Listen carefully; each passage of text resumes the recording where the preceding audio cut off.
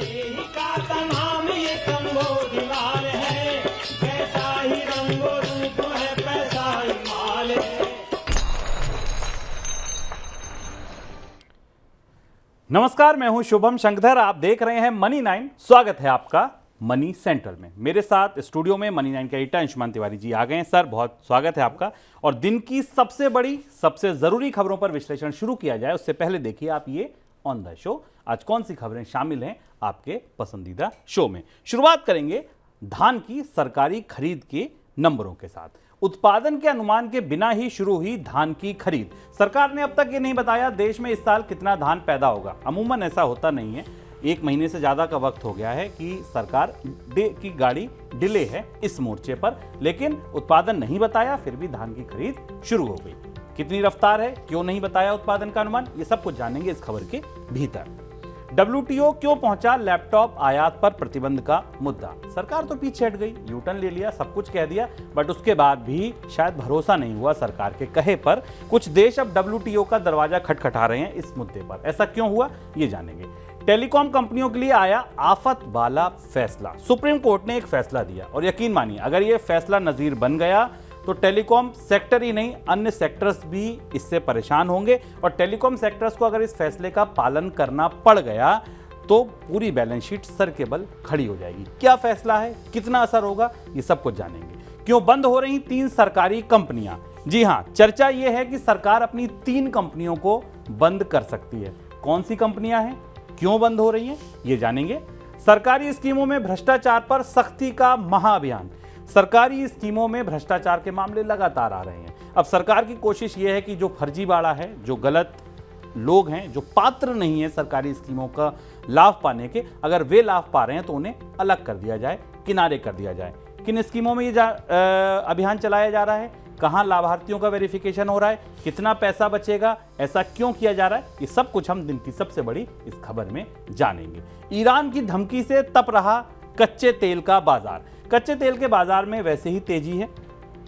इस बीच ईरान ने एक नई धमकी दी है। क्या धमकी दी है, क्या इसके मायने हैं, ये समझेंगे। और समझेंगे बाइडेन की इजराइल यात्रा के मायने भी, क्योंकि अमेरिकी राष्ट्रपति अब इजराइल की यात्रा पर जा रहे हैं। इस बीच कच्चे तेल के बाजार में अमेरिका ने कुछ बड़ा भी किया है। ये सब कुछ भी आप जानेंगे तेल के इर्द गिर्द की खबरों में। लेकिन शुरुआत सरकारी खरीद की खबर के साथ। सरकारी एजेंसियों ने किसानों से धान की खरीद शुरू कर दी है। भारतीय खाद्य निगम यानी FCI के आंकड़े बता रहे हैं कि 15 अक्टूबर तक सरकारी एजेंसियों ने किसानों से 56.04 लाख टन धान की खरीद की है, जिसमें 37.58 लाख टन चावल तैयार हो सकता है। यह खरीद पिछले साल की समान अवधि के मुकाबले 6% ज्यादा है। पिछले साल 15 अक्टूबर तक सरकार ने सरकारी एजेंसियों ने 35 लाख टन चावल की खरीद की थी। इस साल किसानों से कुल 521 लाख टन चावल खरीदा जाएगा, ये लक्ष्य सरकार ने निर्धारित किया। लेकिन मैंने शुरुआत में आपको बताया कि सरकारी खरीद का आंकड़ा आने लगा। पहले पखवाड़े की सरकारी खरीद हमारे सामने है, लेकिन उत्पादन का अभी तक कोई अनुमान हमारे पास नहीं है। सर, ऐसा क्यों, ये पहली बार ही मैं तो देख रहा हूँ। शुभम, ये रहस्य बना हुआ है। पिछले एक महीने से खरीद शुरू हो चुकी। 8 राज्यों में धान की खरीद हो रही है। इसमें हरियाणा में सबसे ज़्यादा खरीद हुई है, दूसरे नंबर पर पंजाब है और तीसरे नंबर पर तमिलनाडु है, जहाँ से इस साल सरकार को 521 लाख टन अनाज खरीदना है। अनाज की खरीद है, पर सरकार ये नहीं बता रही कि देश में अनाज उत्पादन कितना होने वाला। आमतौर पर ऐसा नहीं होता, और ऐसा इस वजह से है क्योंकि सरकार के भीतर ये जो सूचनाएं मौजूद हैं कि मानसून के बिगड़ने के कारण, अक्टूबर के महीने में सूखे के कारण और कहीं अतिवृष्टि कहीं अनावृष्टि के कारण इस साल अनाज उत्पादन वैसा नहीं रहने वाला जैसा पिछले साल हुआ था। और इस समय चूंकि खाद्य महंगाई अपने चरम पर है, अभी हम आपको उसके बारे में विस्तार से आगे और बताएंगे, इसलिए सरकार अनाज उत्पादन में कमी का आंकड़ा जारी कर बाजार में महंगाई को और ज़्यादा सपोर्ट नहीं करना चाहती। हालांकि बाजार को ये पता है, ऐसा नहीं कि सरकार नहीं आधिकारिक रूप से घोषित करे तो बाजार को नहीं पता। बाजार को इस बात की जानकारी है कि अनाज उत्पादन में इस साल कमी हो सकती है।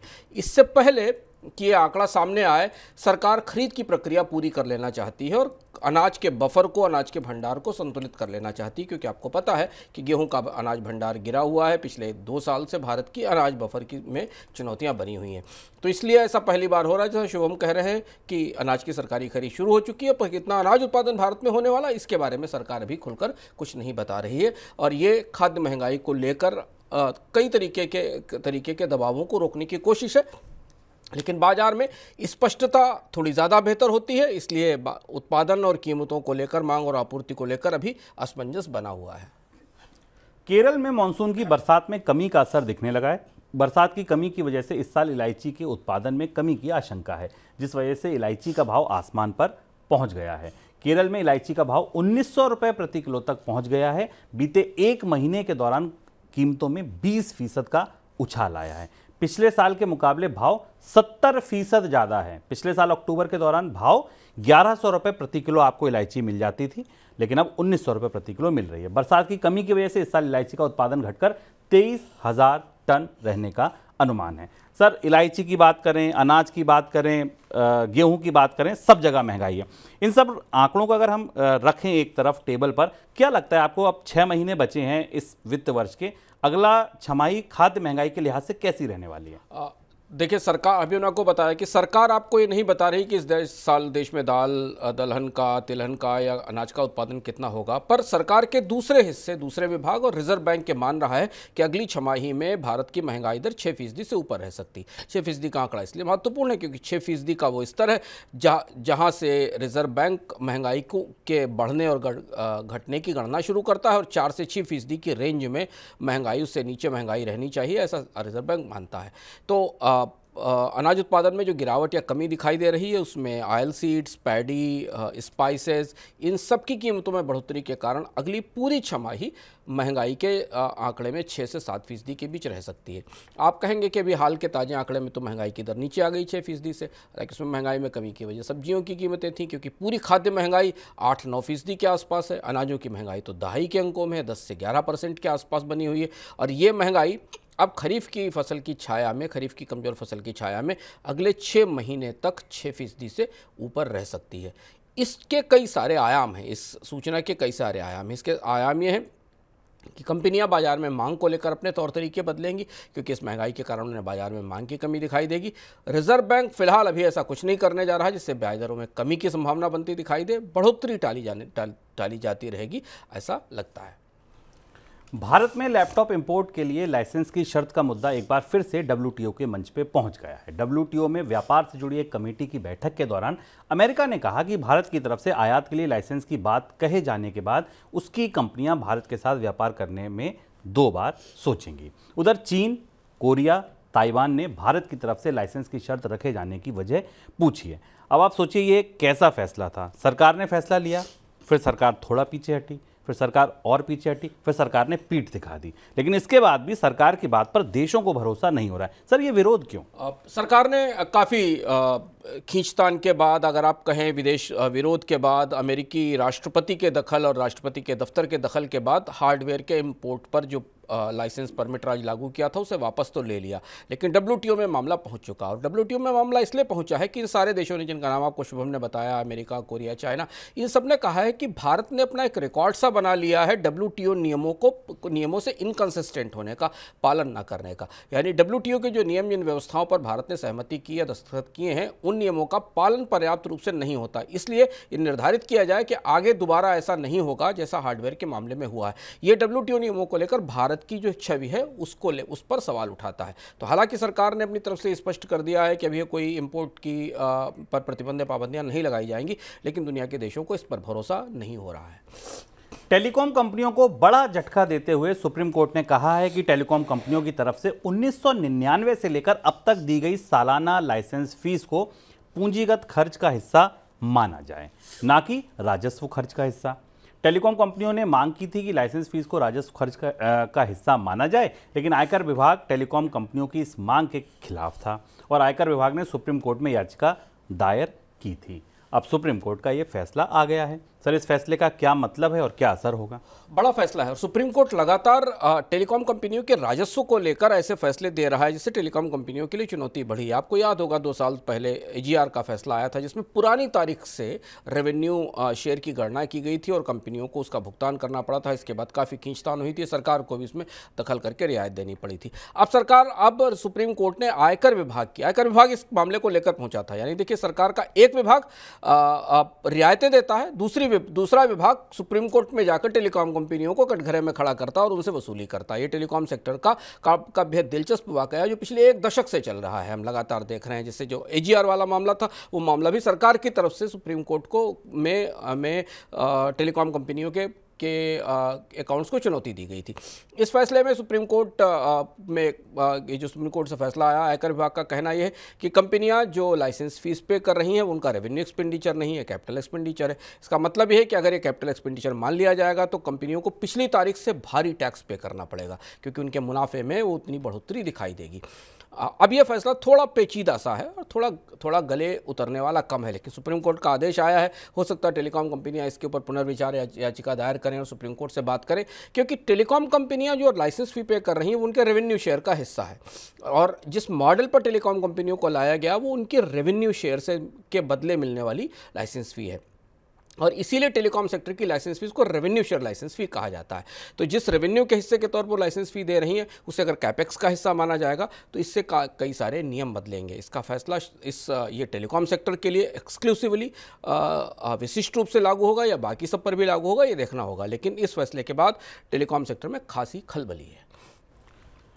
शेयर बाजार नियामक सेबी और देश का केंद्रीय बैंक यानी reserve bank of India RBI 1 दर्जन AIF से जुड़े मामलों की जांच कर रहा है। AIF क्या होते हैं? Alternate investment fund.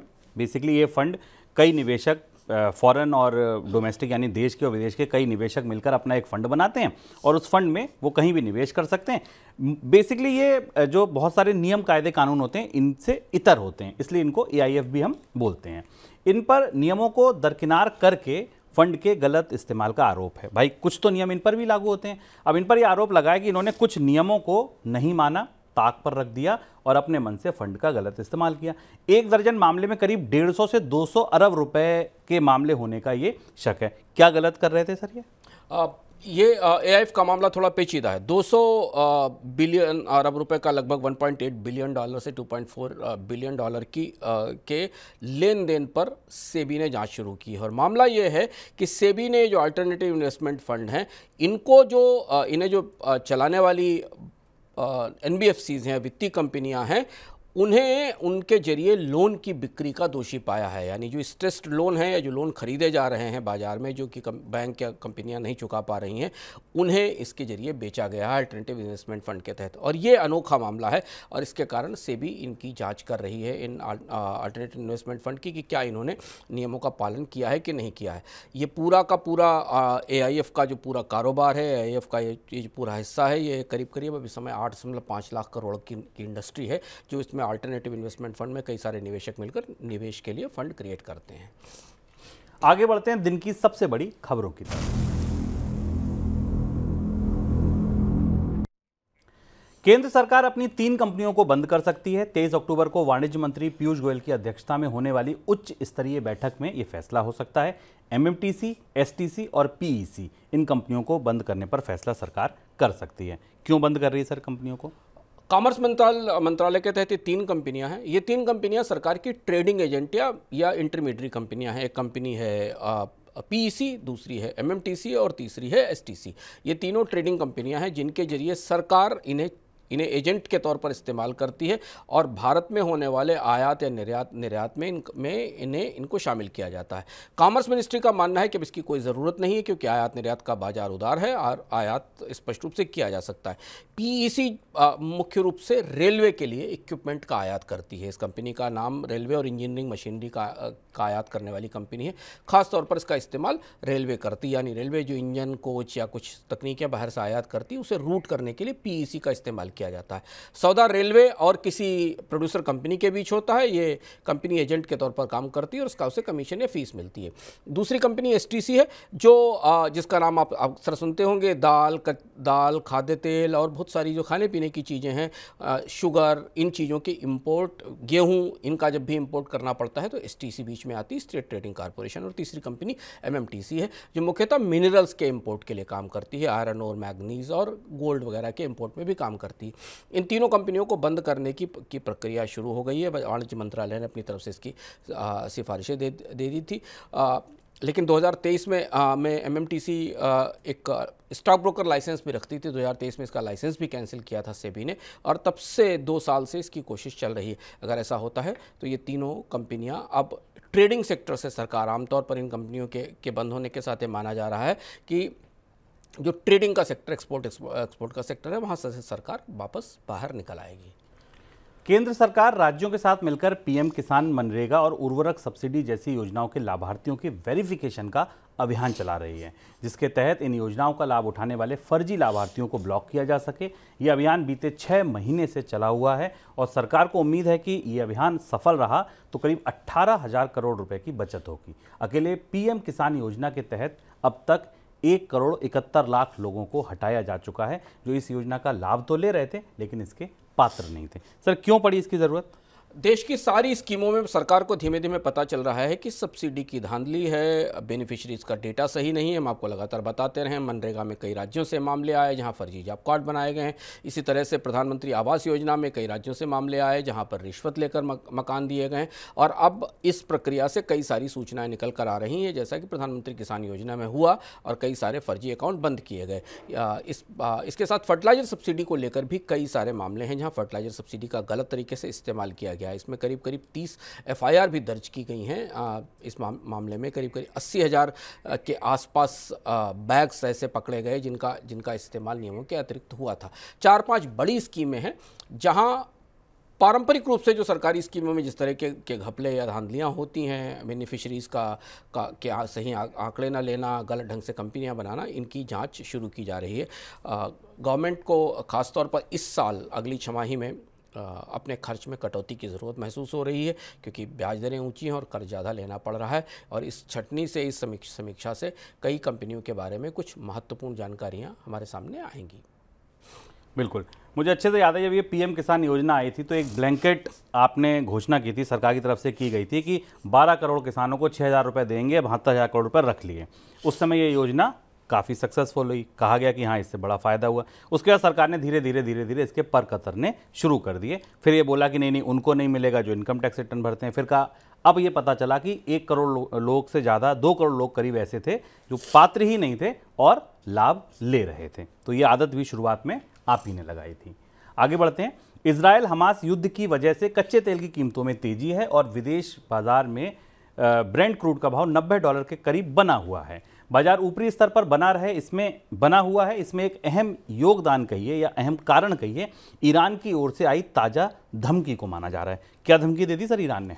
ईरान ने 2 महत्वपूर्ण बातें कही हैं और उसके बाद कच्चे तेल का बाजार, जो आपसे 2 दिन से बता रहे थे कि कच्चे तेल के बाजार में कमी तो नहीं हुई थी, 85-86 के आसपास था, एकदम $90 के आसपास पहुंच गया। ईरान की तरफ से स्पष्ट रूप से कहा गया कि यदि इजराइल फिलिस्तीन के इलाकों में गाजा स्ट्रिप के इलाकों में कोई ग्राउंड ऑफेंसिव करता है, ज़मीनी हमला शुरू करता है, तो ईरान उसमें दखल देगा। ये खबर तेल बाजार के लिए बेहद चौंकाने वाली थी। ईरान दुनिया का प्रमुख तेल उत्पादक भी है और ईरान के उस दखल से खाड़ी के क्षेत्रों में काफ़ी तनाव बढ़ने की संभावना है। तो इस वजह से तेल ऊपर पहुंचा। इसके साथ ईरान का एक बयान और भी आया कि मामले का शांतिपूर्ण ढंग से समाधान निकालना चाहिए। लेकिन कच्चा तेल उसके बाद अब आज वापस जब भी मैं देख रहा हूं तो $90 से ऊपर निकल गया और WTI $86 के आसपास बना हुआ है। इजराइल और आतंकी संगठन हमास के बीच छिड़ी लड़ाई के बीच अमेरिकी राष्ट्रपति जो बाइडेन ने इजराइल के दौरे का फैसला किया है। अमेरिकी राष्ट्रपति इसी हफ्ते इजराइल के दौरे पर जाएंगे। माना जा रहा है कि अमेरिकी राष्ट्रपति की यात्रा का मकसद तनाव को कम करना है और शायद इसी उम्मीद की वजह से मंगलवार को वैश्विक शेयर बाजारों में बढ़ोतरी देखने को मिली। युद्ध की वजह से कच्चे तेल की कीमतें लगातार ऊपर बनी हुई हैं। 70 का दशक याद दिला रही हैं। 70 के दशक में भी ऐसा ही हुआ था, लेकिन एक आंकड़ा आया जिसने ये बताया कि ये स्थिति 70 के दशक से कुछ अलग है। वो आंकड़ा क्या था सर, पहले तो यही बताइए। अमेरिकी राष्ट्रपति जो बाइडेन की मध्य पूर्व की यात्रा कई मामलों में काफ़ी महत्वपूर्ण है। इजराइल का स्पष्ट रूप से अमेरिका समर्थन करता है। इस विवाद के, संघर्ष के शुरू होने के बाद इजराइल को मदद की बात कही गई थी, लेकिन अब जो बाइडेन इस क्षेत्र में जाकर शांति की कोशिश भी करना चाहते हैं। पर यह 70 से अलग इसलिए है क्योंकि कल एक आंकड़ा आया जिसका जिक्र शुभम ने किया। वो आंकड़ा पूरी दुनिया के लिए चौंकाने वाला था और 70 की तुलना में तो काफ़ी चौंकाने वाला था। यह आंकड़ा आया कि इस साल अमेरिका का जो सबसे बड़ा अकेला निर्यात होगा वो कच्चा तेल होने वाला है, क्रूड का निर्यात होने वाला है। ये सुनकर आपको को शायद आश्चर्य नहीं होगा, और तब तक आश्चर्य नहीं होगा जब तक आप ये नहीं जानेंगे कि 1970 के दशक में जब इसी तरीके का अरब और इजराइल युद्ध हुआ था, उस समय अमेरिका पूरी तरह से कच्चे तेल के इंपोर्ट पर निर्भर था। और उस समय इस युद्ध के दौरान जब इजराइल की मदद के लिए अमेरिकी राष्ट्रपति निक्सन ने विशेष बिल पास किया था और सहायता दी थी, तो अरब के देशों ने ऑयल एम्बार्गो लागू कर दिया था और अमेरिका को कच्चे तेल का एक्सपोर्ट बंद कर दिया था। 6 महीने तक वो एम्बार्गो चला था। अमेरिका में कच्चे तेल की कीमतें रिकॉर्ड ऊंचाई पर पहुँच गई थी। वही वो दौर था जहाँ से अमेरिका में बड़ी महंगाई लौटी थी और उस महंगाई का लंबे समय तक असर दिखाई दिया था। लेकिन वहाँ से वही वो टर्निंग पॉइंट था, वही वो बदलाव था जहाँ से अमेरिका ने अपने कच्चे तेल के घरेलू उद्योग को प्रोत्साहन देना और तैयार करना शुरू किया। और 70 से आज हम वापस अरब इजराइल युद्ध के दूसरे वाले चरण में खड़े हुए हैं। अमेरिका एक बिल्कुल दूसरी भूमिका में खड़ा हुआ। 1970 में अरब देशों का मोहताज निर्भर कच्चे तेल पर के आयात पर निर्भर अमेरिका आज अब अपने निर्यातों में, उसके निर्यात में सबसे बड़ा हिस्सा कच्चे तेल का निर्यात हो गया है। 2015 तक तो अमेरिका ने कच्चे तेल का कोई एक्सपोर्ट किया ही नहीं। 2015 तक जो भी एक्सपोर्ट अमेरिका से क्रूड का होता था वो कनाडा को होता था। 2015 के बाद अमेरिका ने कच्चे तेल का निर्यात शुरू किया, तो वो आत्मनिर्भर भी हो गया और एक्सपोर्ट बाजार की बड़ी ताकत हो गया। तो इस बार जब बाइडेन साउथ ईस्ट एशिया के मिडिल ईस्ट के दौरे पर जाएंगे तो वहाँ वो कच्चे तेल की इकोनॉमिक्स उस पॉलिटिक्स से बिल्कुल अलग रहेंगे। अब उनकी का दखल पूरी तरह से डिप्लोमेटिक मामलों पर केंद्रित होगा और इससे अमेरिका के कच्चे तेल के बाजार में एक बड़ी ताकत बनने से दुनिया में कच्चे तेल की पूरी पॉलिटिक्स भी बदली। ओपेक के मुकाबले एक संतुलन भी तैयार हुआ। हालांकि ओपेक प्लस के पास अभी बहुत ताकत है, लेकिन अमेरिका ने भी बाजार में एक बड़ा संतुलन तैयार किया और अमेरिका दोनों तरफ से फ़ायदे में रहता है कच्चे तेल में। अंतर्राष्ट्रीय बाजार में कच्चे तेल की कीमतें बढ़ती हैं तो अमेरिका को उसका लाभ होता है। देखिए $86 पर WTI की कीमतें दिखाई दे रही और इसके साथ अमेरिका की अपनी उत्पादन क्षमता के कारण वो अपने बाजार में गैसोलीन की प्राइसेस को कंट्रोल भी कर सकता है। अमेरिकी डॉलर के मुकाबले भारतीय करेंसी रुपए पर दबाव बरकरार है। सोमवार को डॉलर के मुकाबले रुपया रिकॉर्ड निचले स्तर पर बंद हुआ था। प्रति डॉलर कीमत 83.28 के स्तर पर पहुंच गई थी। अंतर्राष्ट्रीय बाजार में कच्चे तेल की उफनती कीमतों की वजह से यह दबाव बना हुआ है। सर, रुपए में और कितनी गिरावट गहरा सकती है? रुपए को लेकर 3 तरीके के दबाव एक साथ काम कर रहे हैं। कच्चे तेल की कीमतों के बारे में आपको बता ही रहे हैं, $90 से ऊपर बनी हुई है। दूसरा बड़ा दबाव यह है कि अमेरिका में महंगाई के जो ताजे आंकड़े आए थे उन्होंने इस बात का संकेत दिया कि डॉलर इंडेक्स 106-107 के आसपास रहेगा। अमेरिका में ब्याज दरें ऊंची रहेंगी, दूसरी महत्वपूर्ण बात। और तीसरा बड़ा दबाव जो भारतीय वित्तीय बाजार में दिख रहा है कि भारतीय शेयर बाजार से विदेशी निवेशक लगातार बिकवाली कर रहे हैं। ये तीनों खबरें रुपए के लिए अच्छी नहीं है और इसलिए रुपया रिकॉर्ड गिरावट के साथ, रिकॉर्ड अवमूल्यन के साथ बंद हुआ। और इस परिस्थिति में अगले 6 महीने में 4-5 महीनों में कोई बड़ा बदलाव होने की संभावना नहीं है। इसलिए रिजर्व बैंक को अपने विदेशी मुद्रा भंडार से बार बार दखल कर देकर रुपए में किसी तेज गिरावट को रोकना होगा और उसका असर हमें रिजर्व बैंक के विदेशी मुद्रा भंडार पर भी दिख रहा है। लगातार 3 हफ्ते से भारत के विदेशी मुद्रा भंडार में कमी की रिपोर्ट आ रही है। चिप बनाने की एडवांस टेक्नोलॉजी को लेकर चीन और अमेरिका के बीच जो खींचतान है वो और बढ़ गई है। चीन की पहुंच से ये टेक्नोलॉजी दूर हो जाए, अमेरिका इसके लिए नई पाबंदियां लेकर आया है। नई पाबंदियां दरअसल पिछले साल अक्टूबर में लगाई गई पाबंदियों की अगली खेप है। ये माना जा रहा था कि उन पाबंदियों में जो लीकेजेस रह गए थे, अमेरिका वहां भी कोई कसर छोड़ना नहीं चाहता था। इसलिए उसने चिप बनाने के लिए ज़रूरी उपकरण हो या AI के लिए बनाने वाली ग्राफिक्स चिप्स हों, इन पर और ज़्यादा सख्ती कर दी है। सर, कितनी और ज़्यादा तीखी हो सकती है ये लड़ाई? शुभम, जिन लोगों को वो इकोनॉमिकम याद होगा जिसमें मैं चिप बाजार के बारे में पूरा परिदृश्य आपको बताया था, उस इकोनॉमिकम का लिंक हम इसके साथ भी दे देंगे। दुनिया में चिप का बाजार 2 हिस्सों में है। एक वो जो मास चिप हैं जो आपके मोबाइल फ़ोन में, इलेक्ट्रॉनिक उपकरणों में लगते हैं, कारों में लगते हैं, और एक दूसरा क्लास एडवांस चिप्स है जो बहुत हाई प्रोफाइल चिप्स हैं और जो सबसे महंगे चिप हैं जिनका इस्तेमाल हाई टेक्नोलॉजी उपकरणों को बनाने में, मिसाइल टेक्नोलॉजी में, डिफेंस में होता है। उसके बाद भी एक नई जनरेशन चिप्स की आ रही है जो AI चिप्स हैं, आर्टिफिशियल इंटेलिजेंस की पावर को सपोर्ट करने वाले चिप्स हैं, क्योंकि आर्टिफिशियल इंटेलिजेंस को ह्यूज प्रोसेसिंग पावर चाहिए, मशीन लर्निंग को ह्यूज प्रोसेसिंग पावर चाहिए। फिलहाल इस चिप की तकनीक और इसकी डिज़ाइन पर अमेरिका का नियंत्रण है और अमेरिका ये नहीं चाहता कि चीन इन तकनीकों का इस्तेमाल कर सके। तो जो पिछली बार प्रतिबंध लगाए गए थे उन प्रतिबंधों को और ज़्यादा सख्त करते हुए, उसमें जहाँ जहाँ पर और कमियाँ थीं उन्हें रोकते हुए अब ये निर्धारित किया गया है कि चाइना को किसी भी तरह से उस टेक्नोलॉजी का हस्तांतरण न हो सके जो आर्टिफिशियल इंटेलिजेंस के चिप बनाने में उसको सक्षम करती है। और यही वो चिप वार है जो अब नए स्तर पर पहुंच रहा है। आगे बढ़ते हैं। मनी सेंट्रल झटपट की ओर।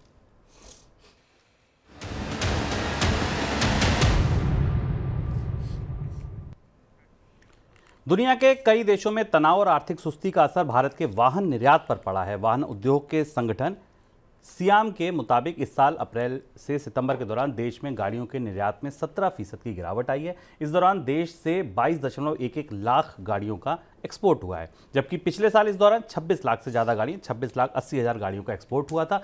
आंकड़ों के मुताबिक दोपहिया, तिपहिया और कॉमर्शियल गाड़ियों के एक्सपोर्ट में ज़्यादा गिरावट आई है। अगली खबर HDFC और HDFC बैंक के विलय के बाद आए पहले नतीजों की। पहली बार HDFC बैंक के तिमाही नतीजे जारी हो चुके हैं। इस विलय के बाद सितंबर तिमाही के दौरान बैंक को 15,976 करोड़ रुपए का मुनाफा हुआ। पिछले साल यह आंकड़ा 10,606 करोड़ रुपए का था, यानी बैंक के मुनाफे में 50% से ज़्यादा की बढ़ोतरी आई है। हालांकि इस बार सितंबर तिमाही के दौरान HDFC बैंक का नेट इंटरेस्ट मार्जिन घटकर 3.4% रह गया है, जो लंबे समय से 4% के ऊपर हुआ करता था। अगस्त के दौरान शेयर बाजार में लिस्ट हुई फाइनेंशियल सर्विसेज कंपनी जियो फाइनेंशियल ने भी लिस्टिंग के बाद अपने पहले तिमाही नतीजे घोषित किए हैं। सितंबर तिमाही के दौरान कंपनी का मुनाफा 2 गुना हो गया, 2 गुना होकर 668 करोड़ रुपए रहा। जून तिमाही के दौरान कंपनी का मुनाफा 332 करोड़ रुपए हुआ करता था।